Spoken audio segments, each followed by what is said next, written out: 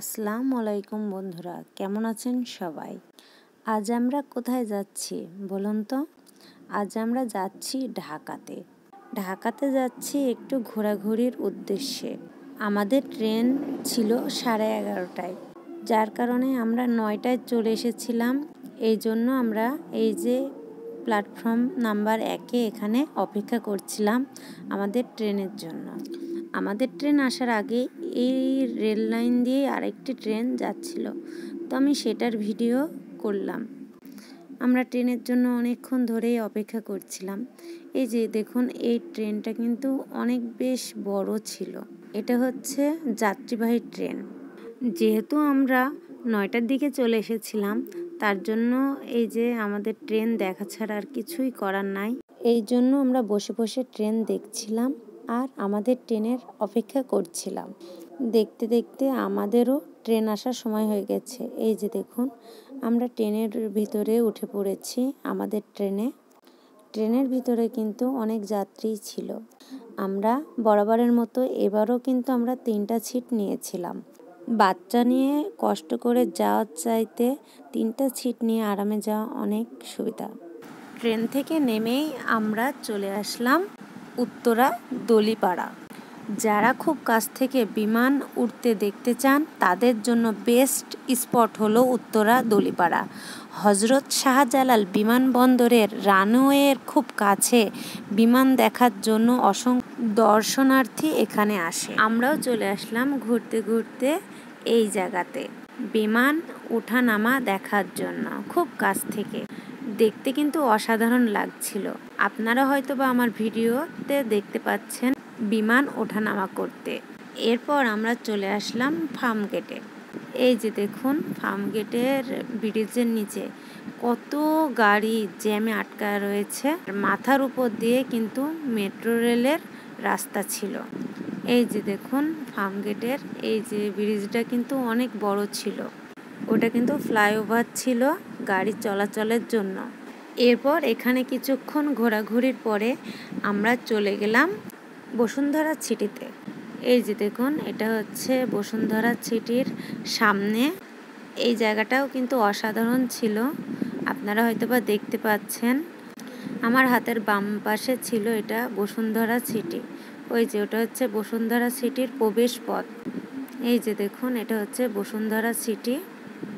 আমরা বাইরে কিছু ছবি তুলে তারপরে আমরা বসুন্ধরা সিটিতে প্রবেশ করব।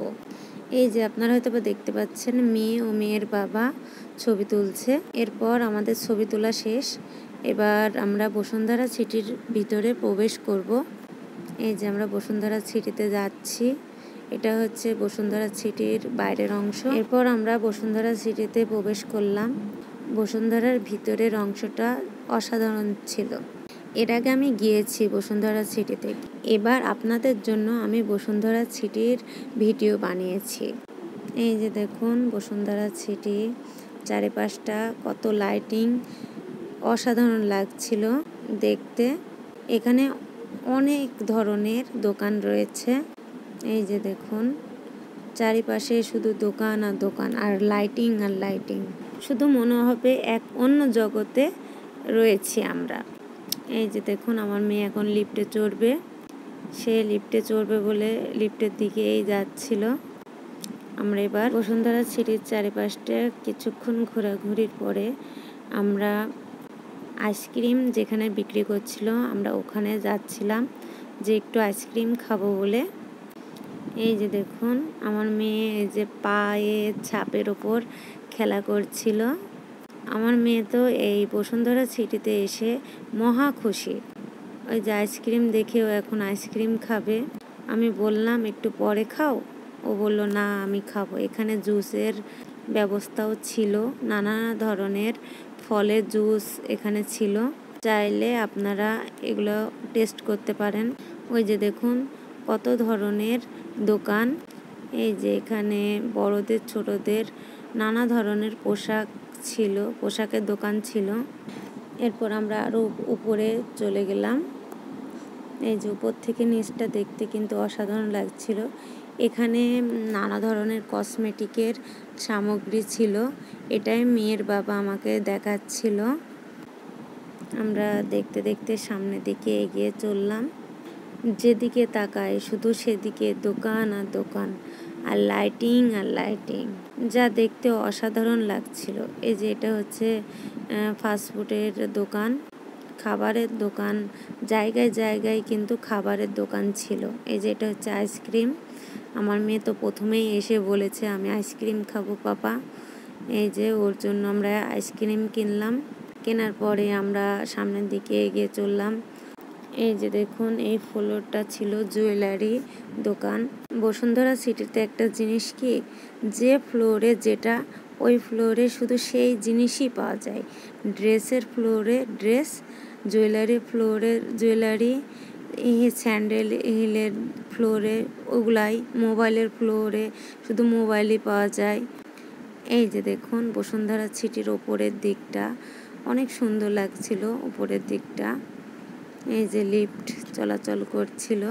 এখানে একটা জিনিস আমার খুব ভালো লেগেছে, অনেক পরিচ্ছন্নতা কর্মী ছিল।